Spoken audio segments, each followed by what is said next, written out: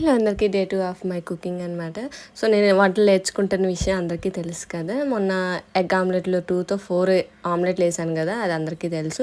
And ఈరోజైతే నేను దొండకాయ బెండకాయ, ఇది చిన్నప్పటి నుంచి నాకు కన్ఫ్యూజు దొండకాయ బెండకాయ అనేది. సో ఇప్పుడైతే నేను దొండకాయ కాదు దొండకాయ వండుతున్నాను అనమాట. దొండకాయ ఫ్రై చేద్దాం అనుకున్నాను, కానీ ఫ్రై చేస్తే కొంచెం తక్కువ వస్తుందేమో అనుకుని కర్రీకి మళ్ళీ షిఫ్ట్ అయిపోయాను. మళ్ళీ కలుపుకోవడానికి అవ్వదు, సరిపోదు అనుకొని కర్రీకి అయితే షిఫ్ట్ అయిపోయాను.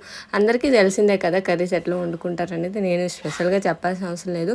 సో నేను వీడియో చేయడానికి రీజన్ ఏంటంటే వంటలు నేర్చుకుంటున్నాను అండ్ ఇది ఎట్లా వస్తుంది, బాగుందా లేదా అని చెప్పుకోవాలి అనిపించింది అనమాట. సో మా ఇంట్లో వాళ్ళకైతే నా కర్రీస్ బాగానే నచ్చుతున్నాయి, కానీ అందులో సాల్ట్ ఉప్పు ఎక్కువ అవుతున్నట్టుగా అనిపిస్తుంది అనమాట.